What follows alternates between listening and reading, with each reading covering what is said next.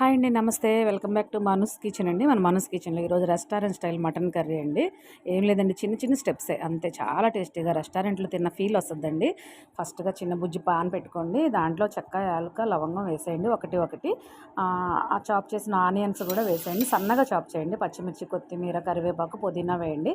అల్లం వెల్లుల్లి పేస్ట్ కూడా వేసి బాగా వేగినాక మ్యారినేట్ చేసిన మటన్ అండి, ఉప్పు, కారం, పసుపు, పెరుగు వేసి మ్యారినేట్ చేసి హాఫ్ అన్ అవర్ పక్కన పెట్టండి. చక్కగా అది మ్యాగ్నెట్ అవుతుంది. ముక్క కూడా చాలా జ్యూసీగా ఉంటుంది.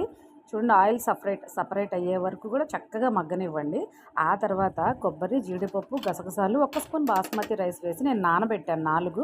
చక్కగా మెత్తగా పేస్ట్ చేసేసుకుని అది కూడా వేసి కొంచెం గరం మసాలా వేసి గ్రేవీ కన్సిస్టెన్సీ మీకు తగినట్టుగా వాటర్ పోసుకొని 6-7 విజిల్స్ రానివ్వండి. ఈ కాంబినేషన్లో నేను వచ్చి బగారా రైస్ చేశానండి.